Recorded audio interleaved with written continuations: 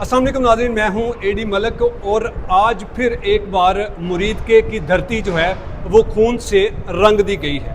बड़ा अफसोसनाक वाक़या पेश आता है कि सुप्रीम कोर्ट का एक सीनियर वकील जो कि आज से तकरीबन 3 साल पहले अपने सगे भाई के कत्ल का मुद्दई होता है, और हैरत की बात यह है कि एक सुप्रीम कोर्ट का सीनियर वकील अपने भाई को इंसाफ दिलाते दिलाते आज अपने दुश्मनी की जो बीट है वो चढ़ गया है। ये सारा वाक़या किस तरह से पेश आया है, हमारे साथ मुरीदके के सीनियर साफ़ी मियां रियाज साहब मौजूद है। हम इनसे ये सारा वाक़या जानते हैं कि कौन थे ये जो लोग जिन्होंने जो थड़ा लगाकर इस वकील और इसके साथी जो थे इनकी गाड़ी पर जो अंधाधुंध फायरिंग की, और इस फायरिंग की जद में आकर दोनों जो वकील हैं वो ज़िंदगी की बाजी हार गए हैं। ये सब आपका बहुत शुक्रिया। और बड़े अरसे बाद हमने देखा कि मुरीदके में एक बार फिर खून की होली खेली गई है और 2 शहरी जो हैं उनको थड़ा लगाकर बेदर्दी से कत्ल कर दिया गया। सबसे पहले बताइएगा कि ये कत्ल होने वाले जो आपने बताया कि एक बड़े सीनियर वकील है सुप्रीम कोर्ट के, इनका थोड़ा सा तारुफ करवा दीजिएगा और ये सारा वाक़या किस तरह से हुआ? एडी साहब, आपका बहुत शुक्रिया। जैसा कि आपने कहा कि बड़ी देर के बाद मुरीदके की जो धरती है वो खून से रंग दी गई है, और ये बड़ी देर बाद नहीं, कल भी एक कत्ल हुआ है वहाँ पे मुरीदके में, और आज 2 इकट्ठे कत्ल ये हुए बुखला, और एक खतून को कत्ल थाना सिटी के एरिया में कत्ल कर दिया गया। मुरीदके में अमन व अमान का जो सिलसिला है वो बदस्तूर ख़राब से ख़राब तर होता जा रहा है, और जो हमारे सिक्योरिटी इदारे हैं वो नींदे खरगोश के मज़े ले रहे हैं और सत्तू पी के सोए हुए हैं। आजकल सीज़न भी है, गर्मी बड़ी पड़ रही है। अच्छा एडी साहब, आपने पूछा कि ये थे कौन? ये लतीफ़ सुराह। अच्छा, ये जट बरादरी क्या है, तकरीबन 8 अप्रैल 2022 को इसका बड़ा भाई जो हनीफ सुराह है उसको कत्ल कर दिया जाता है ज़मीन के छोटे से तनाज़े के ऊपर। वो तो जब वो कत्ल होता है तो ये उसके मुकदमे का मुद्दई था। ठीक है, 3 साल तक उसका मुकदमा लड़ता रहा, और जब इसने सोचा कि मेरी ज़िंदगी उस गांव में महफूज नहीं, मैं उस गांव का तारफ़ कराऊंगा, और आपने इलाका गैर का नाम सुना होगा, मैं इलाका गैर आपको दिखाऊंगा। अच्छा, हाँ, मुरीदके की बात कर रहा हूँ मैं, मुरीदके की इलाका गैर बन चुका है वो एक जो इलाका है। वहाँ पे जब लतीफ़ सुराह जो वकील है सुप्रीम कोर्ट का, बड़ा सीनियर और बड़ा अच्छा इंसान था। ठीक है, जब इसने सोचा कि मेरी ज़िंदगी और मेरे बच्चों की ज़िंदगी यहाँ पर महफूज नहीं है, तो वो मुरीदके से शिफ्ट करता है, तो वो लाहौर जोहर टाउन चला जाता है। ठीक है, और जब भी उसने उसके भाई की जो कब्र है वो मुरीदके नंगल सादा गाँव, जिसको जहाँ पर इंडिया ने अटैक किया, जहाँ पर इंडिया की भी नज़र है, और ये वही गांव है जो इलाका गैर बन चुका है। एडी साहब, यहाँ पर पुलिस नहीं जाती। क्यों नहीं जाती? उनको पता, उनकी मजबूरियाँ होंगी, कोई या तो मंथलियाँ लेते होंगे या उनको गोली से डर लगता होगा। 2-3 बार पुलिस के ऊपर भी फायरिंग हुई है। अच्छा सर, ये जो आज वाक़या हुआ है, जिस वाक़े में 2 जो शहरी हैं वो मौत की बाजी, वो ज़िंदगी की बाजी हार गए हैं जी, ये ज़रा बता दीजिए कि कहाँ पर ये वाक़या हुआ और कैसे? मैं बताता हूँ। ये जो लतीफ़ सुराह है, मैंने अर्ज़ किया है कि ये लाहौर शिफ्ट हो चुका था, और इसके भाई की जो कब्र है ना, उसके फाता ख्वानी के लिए नंगल सादा में आता है।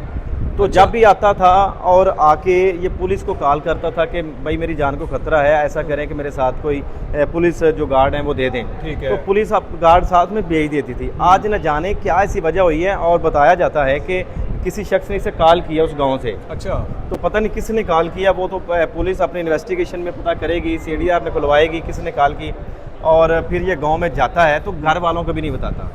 यानी कि आज सुबह जब ये वकील साहब लाहौर से अपने गांव उधर नंगल साधु जा रहे हैं, तो अपने घर में किसी को इतला नहीं देते, ना पुलिस को इतला देते हैं। सीधा कोर्ट से ये वहाँ पे गए, साथ ही इनका एक साथी वकील राना सुफियान भी साथ था, वो वहाँ पे जाते हैं। दोनों वकील हैं पेशे के लिहाज से, दोनों वकील हैं, दोनों सीनियर वकील हैं। और ये लतीफ़ सुराह जो है ये लाहौर बार का जनरल सेक्रेटरी साहब का रह चुका है। अच्छा, और आजकल ये सुप्रीम कोर्ट में प्रैक्टिस नहीं, सीनियर वकील है वहाँ का।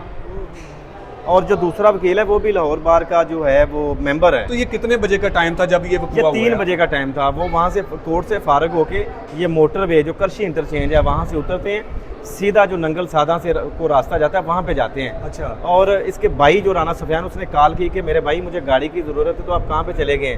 तो इसने कहा भाई मैं जुम्मा पढ़ के मैं फ़ौरन आपके पास आ जाता हूँ। तो वो जुमा भी मेरे ख्याल में इन्होंने गांव में पढ़ा है। बिल्कुल, तो वहाँ पे जो इनके मुखालफीन थे, जो इनके दुश्मन थे, वो घाट लगाए बैठे हुए थे। जब ये वापस निकलते हैं तो अंधाधुंध इनके ऊपर फायरिंग कर दी जाती है। गाड़ी में सवार थे ये दोनों? गाड़ी में दोनों सवार थे। ड्राइविंग सीट पे राना सुफियान था और दूसरी सीट पे जो लतीफ़ सुराह साहब बैठे हुए थे, और इनके दरमियान में गन भी पड़ी हुई थी। 222 बोर जो गन इनके पास थी, मगर वो मौका नहीं मिला इनको वो चला सकें, और अंधाधुंध इनके ऊपर फायरिंग कर देते। और हमें रिस्ट्रिक्शन ना होना एडी भाई कि वो तस्वीर अगर मैं आपको दिखाऊं, आपने देखी भी है। बिल्कुल मैंने देखी है, वीडियो मेरे पास किस कदर वो जीनियस इंसान था, वो अपने दिमाग की गेम से खेलता था, अपने भाई का इंसाफ मांगता था, उसका दिमाग निकाल के बाहर रख दिया, दुश्मनों ने उसके दिमाग पे अटैक किया कि ये बच ना पाए। अगर ये बचा तो फिर ज़ाहिर हम तो फांसी लगेंगे। अच्छा, आप क्या समझते हैं कि इनका जो कत्ल है, इनकी जो पुरानी दुश्मनी जो चल रही है, जो इनके भाई के कातिल थे, उन्हीं लोगों ने इनको कत्ल किया होगा कि या फिर कोई और दुश्मन हो सकता है? नहीं, बिल्कुल बताया जा रहा है, जो हमारे सोर्स हैं वो यही बताते हैं कि जो इनके दुश्मन हैं उन्होंने ये अटैक किया है ताकि कि ये अपने केस की जो पैरवी हम मुसलसल कर रहे थे। और इनका कहना था कि मैं अपने भाई का जो खून है वो माफ़ नहीं करूँगा और मैं इंसाफ लूँगा और मैं बिकूंगा भी नहीं, मतलब कि पैसे वगैरह इंसाफ देता या इंसाफ लेता। ये हमारी ये हमारी अदालतों का, ये हमारी अदलिया का, ये हमारे कानून का ये हिसाब है। एडी साहब, वो अरस्तू ने बिल्कुल सही कहा था कि कानून कानून है ना, ये एक ऐसा मकड़ी का जाला है जहाँ पे जो ताकतवर लोग हैं इसको फाड़ के जो जानवर है निकल जाएंगे, जो ताकतवर जानवर हैं, जो छोटे कीड़े मकोड़े फंस जाएंगे, वो फंस जाएंगे। कीड़े मकोड़े बेचारे ऐसे मामला। सर, वो एक सुप्रीम कोर्ट का सीनियर वकील था, अपने भाई के केस की पैरवी कर रहा था, तो वो मैं इसकी बात नहीं कर रहा, मैं बात कर रहा हूँ बाअसर मुल्जमान की, जहाँ पे पुलिस भी नहीं जाती। अगर किसी गरीब ने ऐसे मामला किए होते तो आपने कितनी स्टोरियां कवर की हैं कि उनके घरों को मस्मार कर दिया जाता। सर, ये बताएं कि इस वाकये के बाद पुलिस का क्या कहना है, पुलिस का क्या मौक़िफ़ है? पुलिस का मौक़िफ़ बस यहाँ पे तक था कि जितनी भी पूरे ज़िला की जो पुलिस थी वो THQ मुरीदके में मौजूद थी। ठीक है। तो गारत भी साथ में मौजूद थी कि कहीं ये रोड ब्लॉक ना कर दें। ओके, यानी कि पुलिस को अपनी पड़ गई ना? अपनी पड़ गई, अपनी नौकरियां बचानी। मैं आपको फोटो दूंगा, वो जो डंडा बरदार इनकी जो फोर्स होती है वो आ गई थी, कहीं ये रोड पिछली बार की तरह। ये सब कितने मुल्जमान थे जिन्होंने इस गाड़ी पर अटैक किया? जी, बताया तो यही जाता है कि 2 मोटरसाइकिल आई हैं और 4 जो सवार थे उन्होंने आते ही अंधाधुंध जो फायरिंग की है। अच्छा, जो कातिल थे वो मोटरसाइकिल पे आए थे, वो वहाँ से निकले, वहाँ से निकल के उधर ही वहाँ पे गायब हो गए और उनको पता था कि यहाँ पे पुलिस भी अब नहीं आएगी। अब आप यकीनन जाए वकुआ पर भी गए होंगे, फिर आपने हॉस्पिटल भी जाकर देखा सारा जो माहौल था, तो लवाहिकीन का क्या कहना है कि लवाहिकीन क्या कह रहे थे? हुए एडी साहब, क्या आपने दुखती राख पे हाथ रख दिया। जब लवाहिकीन वहाँ पे आए हैं तो उन बस गाड़ियों से नीचे उतरे हैं, उनको पता भी नहीं था। चीखो पुकार हर तरफ।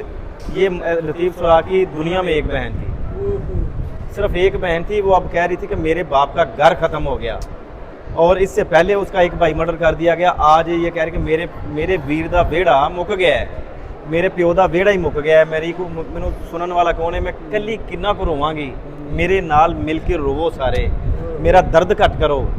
और उसका बड़ी दर्दनाक मनाजर, वो बेचारी जो इसकी बहन थी वो रो रही थी, जो इसके भांजे थे वो अपने होशो हवास में नहीं थे, सर पे दुपट्टे नहीं थे वो बेटियों के, और भाग रही थी। जब वो कमरे में गए हैं एडी साहब, वो आपको मैं तस्वीर दूंगा साथ में चलाइएगा, जब कमरे में गए हैं जाके उन्होंने डेड बॉडी देखी है, दोनों डेड बॉडियाँ देखी हैं, सारे के सारे वहाँ पे बेहोश हो गए और वो वहाँ पे बेचारी गिर गई है, जो उसकी बहन थी वो बेहोश हो गई। अच्छा, ये सब इन दोनों जो मकतूल हैं, इनके बच्चे कितने हैं? तो वहाँ से भी कोई फैमिली वहाँ जी बिल्कुल जी। नारो एक जो अपना लतीफ़ सुराह साहब हैं, इनका एक बेटा और एक बेटी है। अच्छा, तो जो सफियान हैं वो नारोवाल के रहायशी हैं, उनका भी एक छोटे 2 बच्चे हैं, एक बेटी और एक बेटा है। ये भी 2 भाई हैं, एक सफियान है और एक हनान है। हनान भी एडवोकेट है, प्रोफेसर भी है साथ में। ठीक है। और ये भी वकील है। एक बड़ी नेक नामी इनकी मशहूर है। और गांव से जो लोग आए हुए थे वो सर पे हाथ रखे हुए थे, धाड़े मार मार के रो रहे थे और कह रहे थे कि तकरीबन 18 से 20 जो गांव हैं आसपास के, इन्हीं के सर पे थे। ये उनकी बड़ी दाद रसी करते थे, बड़े नेक दिल थे। जो भी इनके पास साहिल आता था वो पूछते नहीं थे मसला क्या, उसके साथ चले जाते थे और किसी तरह की इनको कोई दुश्मनी भी नहीं थी वहाँ पे, और मौत घेर के इनको कहाँ पे ले आई है। बहुत शुक्रिया मियाँ साहब। नाज़रीन, आपने सुना कि एक दफ़ा फिर मुरीदके में जो है वो खून की होली खेली गई है। वो एक शहरी मुरीदके का जिसने दुश्मनी की वजह से अपनी जान बचाकर मुरीदके को छोड़कर वो लाहौर में रिहाइश पजीर था और अपने भाई को इंसाफ दिलाने के लिए वो सुप्रीम कोर्ट तक भी पहुंच चुका था और ये सुप्रीम कोर्ट का सीनियर वकील था और इसके साथ साथ जो दूसरे मकतूल हैं वो भी सीनियर वकील थे। लेकिन किस तरह से मुल्जमान ने जो थड़ा लगाकर इनकी गाड़ी पर अंधाधुंध फायरिंग की और उस फायरिंग की जद में आकर दोनों सफ़ियान और लतीफ़ जो मकतूल हैं, ये दोनों जान बहक हो जाते हैं। और फिर उसके बाद आपको पता है कि रवायती अंदाज़ होता है हमारी पुलिस का, एफिशिएंसी दिखानी होती है, लेकिन अमली तौर पर कुछ नहीं किया जा सकता। अगर 2-3 साल पहले लतीफ़ मकतूल के भाई के कत्ल का इंसाफ या उसके कातिल अगर पुलिस ने इबरत का अंजाम बनाया होता तो आज लतीफ़ जो है वो बेमौत ना मारा जाता। हम इस केस के मुतल्लिक आपको गाहे बगाहे रिपोर्ट करते रहेंगे। अगली वीडियो में दोबारा आपसे मुलाकात होगी, तब तक के लिए अल्लाह ने के बाद।